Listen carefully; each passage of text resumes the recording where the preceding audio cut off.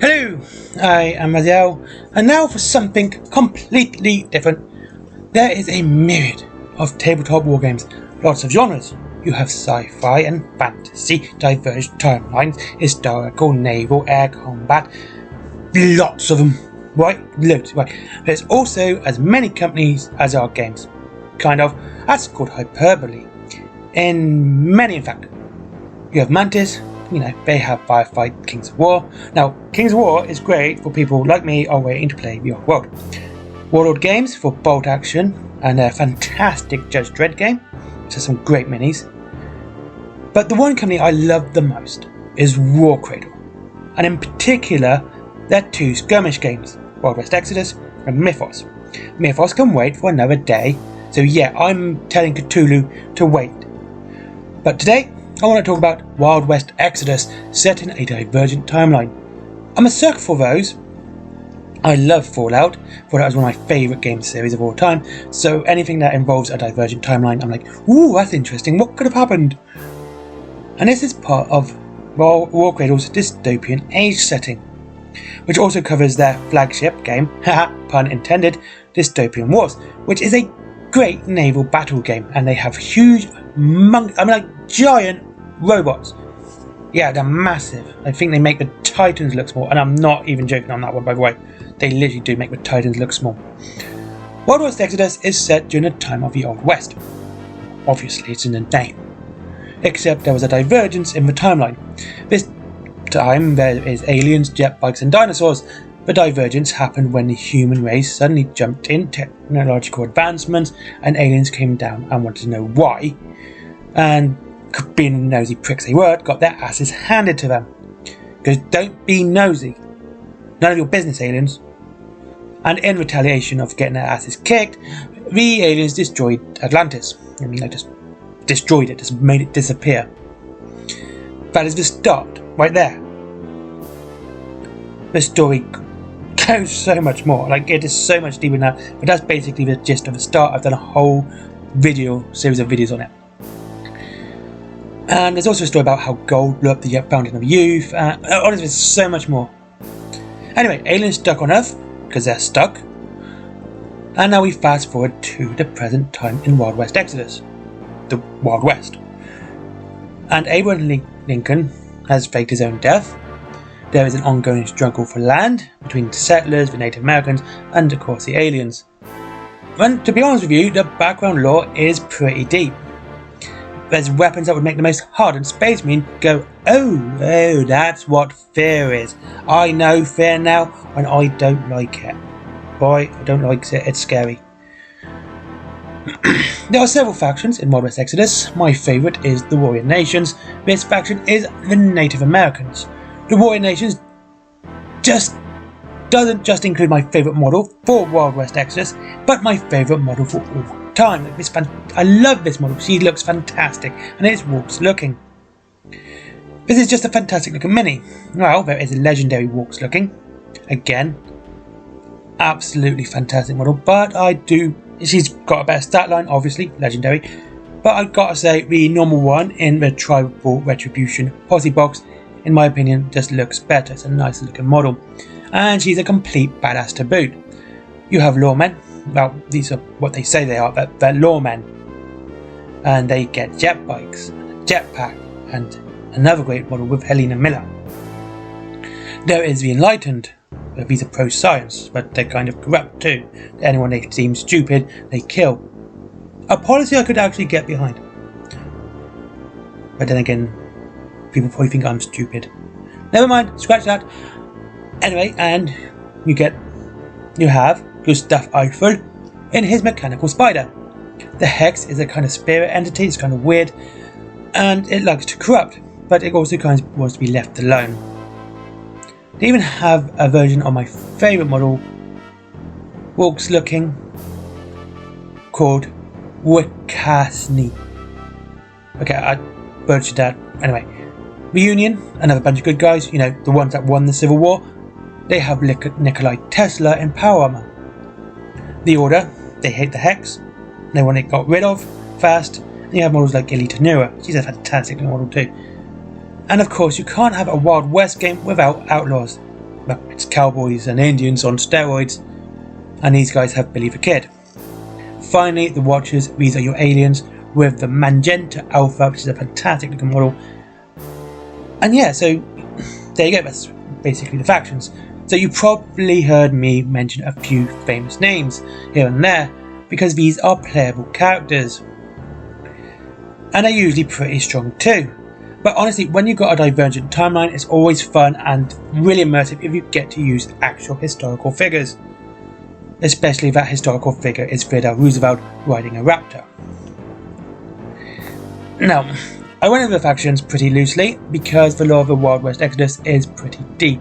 I'm not joking when I said it started with the destruction of Atlantis centuries ago. Every faction has been thought out really well with a lot of detail. There's motivations to who they can ally with, insofar who they can't ally with as well if a person has a particular rule or a faction loyalty, i.e. Union can ally with outlaws and lawmen, however you can't ally certain lawmen if they are allied with outlaws. Warrior nations can ally pretty much with anyone as long as they don't have the corrupted rule, which, you know, pretty much the Hex and Enlightened. But there's just stuff like that is fantastic because it shows that lore is important in the gameplay, which makes narrative gameplay so much fun. You can really tell a fun story. Like I said, this gives Wild West Exodus a fantastic amount of immersion. Presently, there's only one canon novel, Lazarus by Sarah Corkwell. Right, I haven't read this yet. It's on its way actually, believe it or not. But I've heard really good things. I was going to get it anyway. Like, I do love the lore of this thing. I've read a graphic novel they have several times called Heavy Rail, I should say. How did I get that wrong? It's right next to me as I speak. And look, that is really good. Unfortunately, it ends on a cliffhanger. Hey, War Cradle, let me finish it. Comment in the description. There's my resume. It has some great... Okay, Heavy Rail has some great artwork and storytelling, and it's a really fun book to read. But it was the models that got me into Wild West Exodus first. Look, I was in a bit of a slump with Games Workshop, right? And I was looking for something new. Yeah, just looking on the internet, found a picture of a well-painted Lux walking. Or Lux looking. I'm going to keep getting those two wrong. And went, ooh, that looks nice, I like that. And what game is that? Then I started to read up on the lore. And this stuff is bananas, right? I mean, absolutely bonkers. You think 40k is cranked up to 11, this shit's cranked up to 21.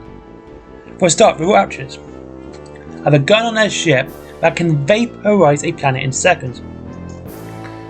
Right? In seconds. And I believe literally in the lore, it'd say 10 seconds it takes to vaporize an entire planet. Now, once the planet is vaporized, it can do one of two things. They can either store it and replace it with everything back on it as it was, or just flush it into space. That's it. And this gun works on everything too. Zap, gone, zap, gone, zap, gone, zap, gone, zap, gone, zap, gone. Right? Everything that works used to fire, bang, gone. Right? Absolutely fantastic. Yeah. And there's some wild magicness to it. Oh, so good. Like the Hex, the way it corrupts things. It doesn't matter how pure you are, you can still be corrupted. It's like it has its own mind. It's fantastic. It's just one of the best lore. It's fun. Fun. Now, lore models, one thing. Okay, two things. It is, however, how does the game play? That is the most important part. It is a game after all. So, they're on their third edition. You can play Wild West Exodus in two ways. A small skirmish game with a single posse box, or you can build a huge army and play it that way if you wish. Both ways are hugely fun. The order of play is by far my favourite way to play games like this. Honestly, I love it when you can play a game like this. Rather than the whole army goes through the order of play, move, shoot, fight, etc., it is each unit per order. So, you move a unit, your opponent moves a unit. You shoot, your opponent shoots. You blow your nose, your opponent blows it. You get the idea, right?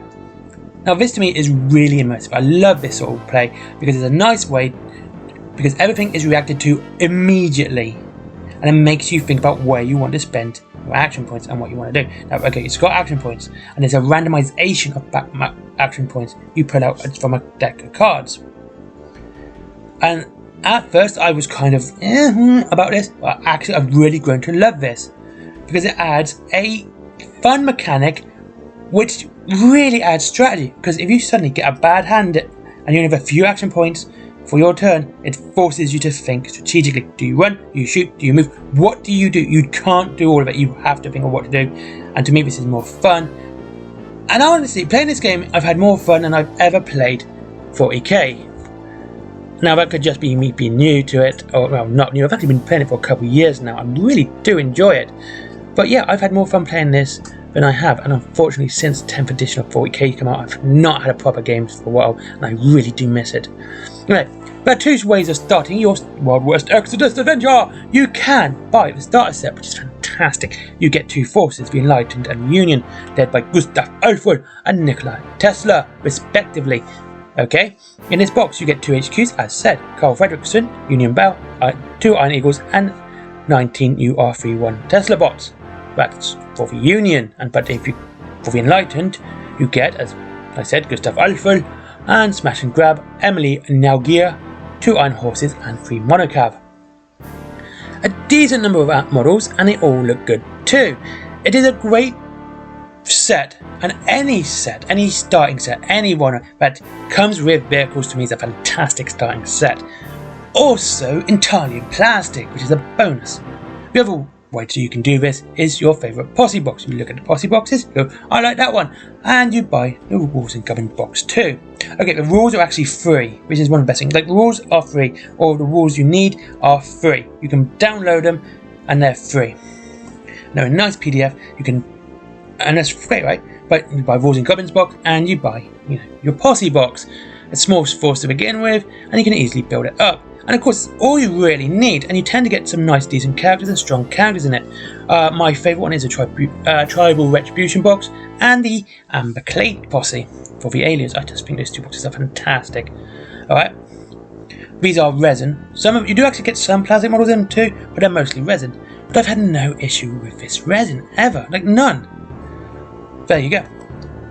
So there you go. This is like Wild West Exodus. I think it's a fun game, and I think it really deserves a proper chance in the tabletop community. It's not one I see talked about. I know War Cradle are really pushing Dystopian Wars. That is their flagship. Again, pun intended. And it's great. But this form of game, I prefer this. This is just a fantastic game. The Divergent Timeline, the great fact that you can use, actual historical characters in this, which is just something different. Nikola Tesla with his electricity coming off him, Believer Kid, Calamity Jane. Yeah, it's just a fantastic game, and all the models look really, really good, and it's well worth playing for anyone to play. It's cheap to start, it's cheap to pick up, and honestly, just getting a posse box, getting a buddy, look, we want to try this game. We got the rules, got the posse boxes, let's go. Right, and you can have a great time over it. Scenery is MDF, and it's also really cheap. And it's nice looking, you can really have a nice looking board because it's not going to be all ruined. It's going to be proper things. And there's rules for these buildings, like shooting through the windows, and you can really live out that Wild West fantasy that you saw in the movies and stuff like that. And this is what this game should be, and it's what it's about. Yeah, and like I said, just some of it's completely bananas, and it's fantastic when it's bananas, it's fantastic when it's a little bit more sensible, and it's just a fun game. And it's one I would suggest everyone really pick up and play, because you've got some fantastic, like the best looking models I've seen for any tabletop game. And yeah, I'm including Games Workshop in this. War Cradle's games models look far better than Games Workshop. They just do, it's a fact. Alright, they look fantastic. Anyway, so there you go, pick it up, it's fantastic, you're going to have a great time playing it. It's fun, it's frantic, it's just immersive. It's one of those games I cannot talk about highly enough. Thank you very much for watching, have a great day. Right, if you want to buy it, which I would highly suggest, you go to Wayland Games down below, okay? They're the best place for it, they tend to have lots of stock in, and that's where I would go. As of course you've got Element Games, they have some of the Dystopian War stuff in it as well, but not much anything else. And yeah, links to Forbidden Planet as well. Oh yeah, pick up the book comic, it's really fun. It's like £6, pick it up, it's fantastic, it's great. You can't knock it for £6. Talking about comics, my comic too. thank you very much for watching. Merchandise, everything else, put up Patreon as well. That's down below too. Speak to you all later. I'll see you all soon later. This is going to be today's video. It was not meant to be this long. I actually had a different video in line, but I need to get someone to get back to me before I make that one. Anyway, thank you very much for watching. Have a great day. I'll speak to you all soon. Oh, yeah, Patreon. But, you know what I like. Get yourself something nice first. Have a great day. Bye-bye.